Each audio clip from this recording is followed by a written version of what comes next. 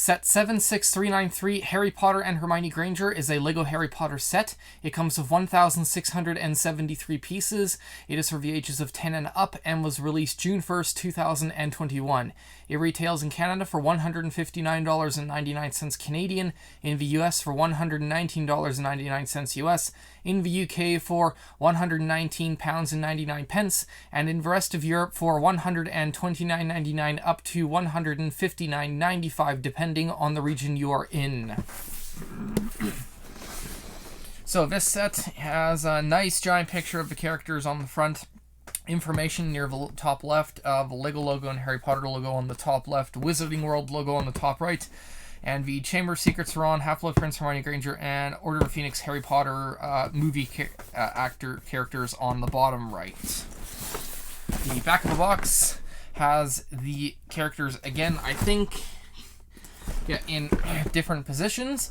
LEGO logo on the top left. On the bottom, from the left to the right, it has a picture of Hermione Granger standing, of her walking, her legs and arms moving, and her sitting. The middle picture is of the wands that each of them hold. To the right of that is the wand going into Harry's hand, so it will actually connect in the hand. And to the right of that is the dimensions of the Harry Potter figure, which is 17.5 centimeters or 6.8 inches from arm to arm, and 26.5 centimeters and 10.4 inches from the bottom of the feet to the top of his hair. Get that light out of there. One side has the LEGO Harry Potter logos on the left. Below that is the warning that due to small parts, there is a potential choking hazard if children 0 to 3 consume them, so watch out for that. And to the right of that is the lego.com/apps or life app advertisement. And to the right of that is another picture of the characters that's found on the front of a box. The other side of the box has the LEGO and Harry Potter logos on the top left, the name of the set below that on the bottom left in 2 other languages, and the exact same picture that's on the front on the right side. The top of the set has the LEGO and Harry Potter logos top left again. Below that is where the components were made and distributed. To the right of that is a picture of the wands. And on the left, or on the right side, is the actual size indicator, which is the printed piece with Harry Potter's face on it. And the bottom of the set has LEGO Harry Potter logos on the left, and the UPC recycling and trademark information on the right as per usual. This is a taped box set.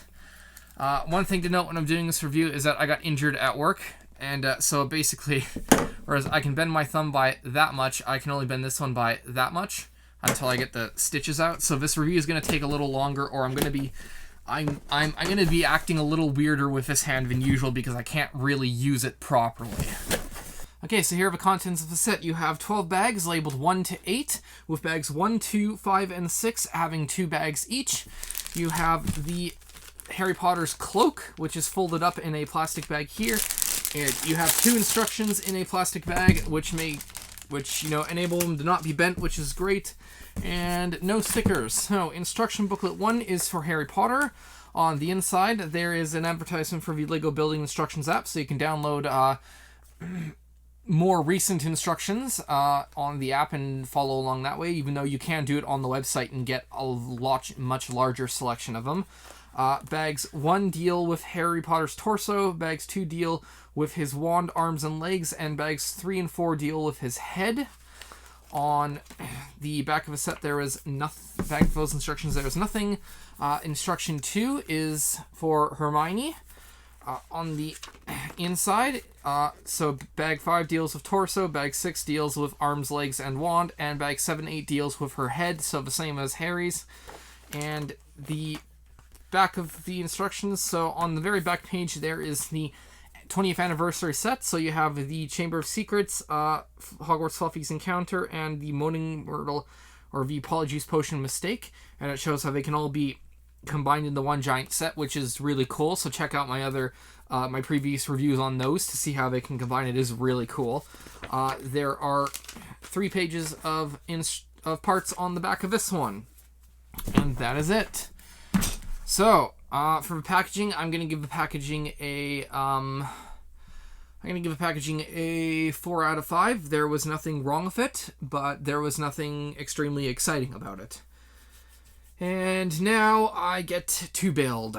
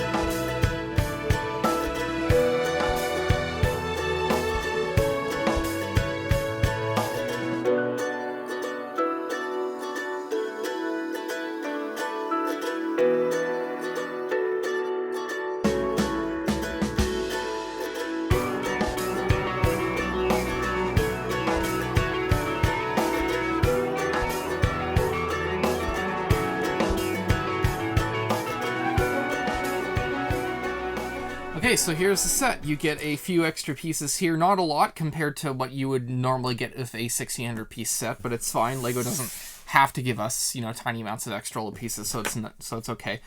You get a teal brick separator, and for exclusive parts, and holy crap, there's a lot. So you get a cape number 46, which is the cape that Harry is wearing here.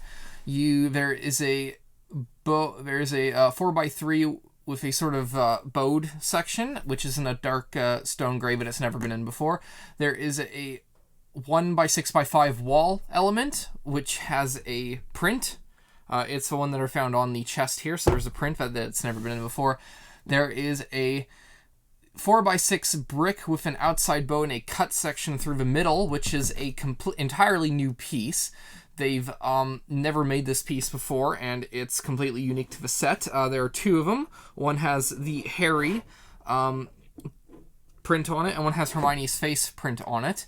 There is a 2x4 round piece that is okay, there's gonna be a 2x4 round piece. There is a 1x4 with an inverted section and a 45-degree angle cutouts on two sides roof piece. You have a 2x3 plate, a 1x1 by 2/3 little piece. There's a 1x2 brick with a bow on the outside section. There's a 1x3 brick. There is a 1x4 by 1/3 with bow and a piece missing from the inside brick. There is a 2x3 with a bow and a piece missing on the outside. There is one of those same pieces I just mentioned, also with Harry's scar printed on it. And all of these pieces, with the exception of the printed one, are a light nougat color that they have never been before. There is a 1x1x3 pillar piece, a 2x2 circular piece, what is normally used as a vegetable number 3 piece, which are in sand yellow colors they've never been in before. And that is it for the exclusive parts, quite a bit. So for the set, we'll start with just the general overview of the minifigures. So they do work, or the big figures, so they do work like minifigures. The arms can rotate, the hands will turn in full 360 motions here. The heads rotate fully around, and the legs will go back and forward, so that you can stick them in a sitting position like Hermione is in. The only thing... Actually, yeah. So with the Hermione character, as opposed to that, the head does not rotate because it has all of the hair like the normal minifigure would. The minifigure's head will rotate a tiny bit. This one doesn't. The wands also... Oh my god, I'm destroying it. Oh, come on, get out of there. The wands also come out in their simple little things. It's actually really cool to see all of this build. LEGO essentially with this took a minifigure and scaled it up. And as opposed to Hermione, so Hermione has sort of gray bands on the legs and gray arms here. Harry, however, has black legs and black arms, and Harry also has a cloth piece on it. This is incredibly detailed, and I really like this. I would love to see them do more characters like this, although with the brick heads are unique. I feel that taking too many sets, let's say for example Star Wars, and doing like a Darth Vader one of these, I feel like if they do it too often it would just become boring, because it is essentially a big minifigure. So like pieces such as the torso, the chest, and the arms were made mostly the same. There were a slight difference between the Harry and the Hermione, because the Harry needed a certain mechanism so that the arms would not pinch on the cloth and like drag it around as they're moving. So it needed a slightly different mechanism in there. But other than that, I think that most of the mechanisms, at least would be to do with the Hermione ones, would be the same for any other character. So I like that we were able to see this with Harry Potter series, and I feel like they could do it with others, such as Star Wars, or what else would be good ones? Star Wars, trying to think. Star Wars, maybe Ninjago, maybe they could do a Batman one, but I feel like most of it most of them would get sort of stale after a while. It would be a lot of repetition. The only difference would be maybe some mechanism in the torso and the head. But I do really love what LEGO has done with this, and I can't wait to put these on my shelf, because you can do so many things. You can have them sitting down, you can have them sort of in a mid-walking position, and they actually stay there. It's really cool. Have them also in that sort of walking position. Like, it's really good. So for the build, I'm going to give the build a 5. This build was absolutely fantastic to do. It was actually really cool to see what it takes to get a minifigure looking character here. And there were a lot of, like, the head pieces. Like, so these head pieces, the inside of them is a complete and utter mess of plates with, you know, the L-shaped plates where you have the plate and then the actual, like, another section of plate to be able to put things on the side. It is an absolute mess of those, and just inside the heads, it's incredible to see what they had to do that, and just seeing what it took to make a big minifigure was great.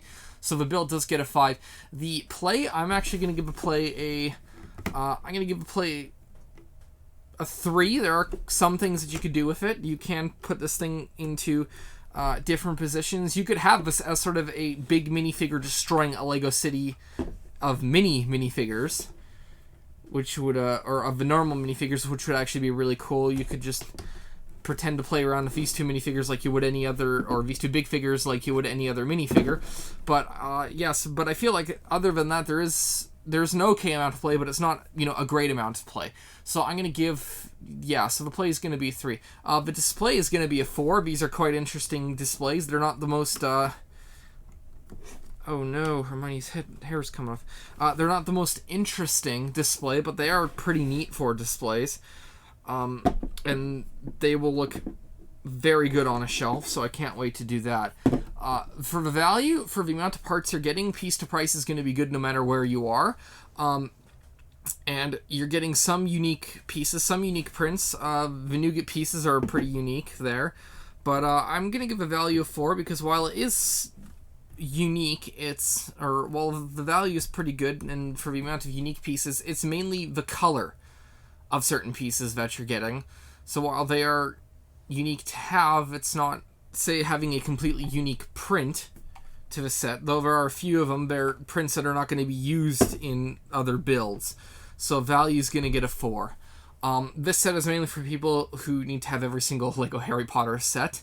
It's for those who want to see what it's like to build a big minifigure, a big mini, or a big figure of a minifigure. And it's for those who want a little bit of something to display on a shelf, because this is, well, I wouldn't say it's Lego City material. I would definitely say that this would look good on a shelf. And with that, I will see you all next time.